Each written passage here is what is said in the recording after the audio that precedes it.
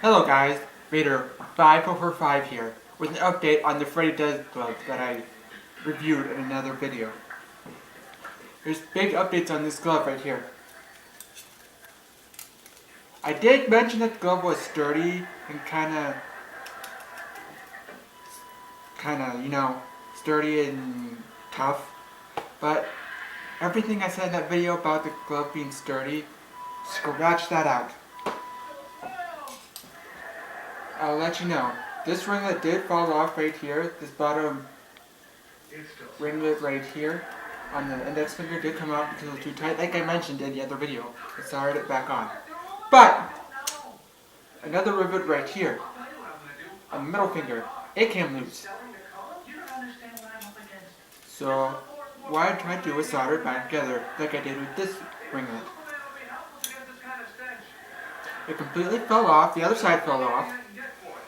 I lost this rivet, this ringlet in the process, and the blade fell off. The blade and the top rivet also fell off, and I was trying to repair it. So, the solder job by Joe Williamson, not very good. He needs to practice and work on his soldering. If he can do that, this would actually be a pretty decent glove. And, on another note, he could use better rivets. He could use better rivets, stronger rivets, because the knuckle rivets were weakening. So as you can see, there are whole new rivets right here. So I had the glove. These two ringlets, these ringlets before were in two pieces. I don't know why he soldered two pieces together for just one ringlet. I don't know why he did that, but half of it came off. This was one piece ringlet that came off. The blade was off. I don't know. I need to practice on my soldering too because I don't have experience in soldering. So I did find out that the heat transferred from soldering this area and heat transferred to the solder on the blade and melted the solder and loosened the blade right off the armature. That's what happened. Because I just need to practice and work on my heat control with soldering.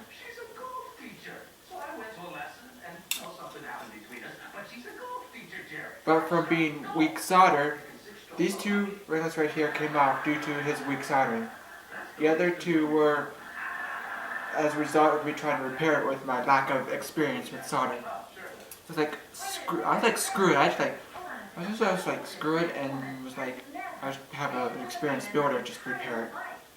So, Mark Petrie, he offered to do it himself. Very nice of him to repair the glove with only the cost of around shipping. Really nice of Mark Petrie, and I want to say thank you for your kind charity work. So what he did is he replaced these bottom rivets, fixed this top one, soldered the blade back on. He knows what he's doing.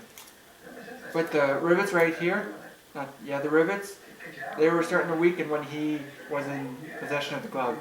So he took it apart and replaced with the new rivets. That's why you can see the difference in the rivets. You can tell the rivets he used have more of a rounded head, and the other rivets that Joe used were like flattened, as if almost as if he actually hammered them. I don't know if he did, because the rivets and Joe's rivets almost look similar, except for the slight rounded edges on the head. I think he might have hammered them flat. But I'm not sure. They could be the same rivets from the same company, just different style heads or something. I don't know. So they started the weekend, and he put new rivets in here. These new rivets that he used seem to be more sturdier and more connected, while at the same time they provide more movement. They're looser, but they're stronger than the old ones because I don't know. It's just this is how you're supposed to rivet. Strong, sturdy rivets with maximum movement, because you can see how much more room I have to move the fingers or the knuckles. So much more room for movement.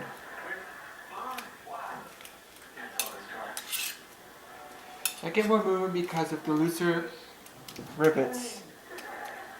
These are sturdier and more solid, yet they're looser for maximum movement. That's the magic of Mark Petrie right there. His magic work with rivets. But here's the glove. Also, he removed the leather glove because Joe Williamson didn't position the glove correctly to the armature, which caused the fingers to slide off out of the fingers, which caused the fingers of the leather to slip out of the fingers of the armature, which made it hard to move it.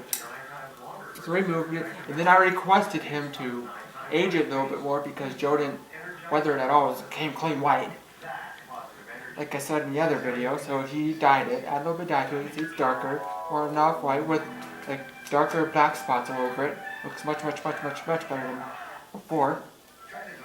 But it could be a little bit more dirtier, but still, it looks much better than the clean white from Joe. So he dyed it, and then reattached it, the glove much higher on the armature so the fingers won't slip out at all from the armature. So I get much more fluent movement with the glove now than I ever did before. See, look how well the movement is, this glove. You can make a complete fist. And one more thing. I requested for Mark to sign this glove. I was just excited to have at least one actual reputable builder actually work on the glove. So I was like, I'll cherish this moment and have him sign it. He signed it saying he put "Rep by Mark Petrie." That's how he signed it. I don't know if you can see it. Let's see if you can see it. You can see that in there. I don't know if you can see it, but it says "Rep by Mark Petrie," as in repaired by Mark Petrie. Rep is short for repair. He put that just to make sure the glove doesn't accidentally get labeled as his own work, which it really isn't. It's just he repaired it. So that's why he put "Rep" there. I had him signed because I was like, oh, thank God I got this glove actually in the hands of a reputable builder who knows how to make the glove sturdy and solid. I'm just going to take note of this moment and have him sign it. So that's why it's signed right there. So, will I ever buy from Joe Williamson again? No, his solder job sucks and his rivet work sucks. To be honest, the glove looks decent. His gloves, they do look decent. They're somewhat sturdy to an extent, except, yeah, the metal itself is sturdy. The blades themselves are sturdy. It's just he needs to work on this. If he worked on the solder job and riveting job, it will actually be a decent sturdy glove. But till then, I'm not going to buy from him because his joints, his solder joints and rivet joints are terrible. So I'm not going to buy from Joe again, because I highly doubt he's going to actually take the time to improve upon that, knowing his attitude. Knowing his history and his attitude, I highly doubt he's actually going to take the time to improve on his joints, his solder joints and rivet joints. But there's the glove, much better. More free movement with the fingers. Everything's just amazing. I would highly recommend Mark for any gloves that you need or any glove repair, because he was nice enough to only charge me round shipping. That's it. No charge. No charging for labor at all. Mark Petrie is a true class act and real businessman, and everybody should follow his footsteps. And this is Vader 5445 out signing out with my rehauled phrase tag glove from Mark Petrie.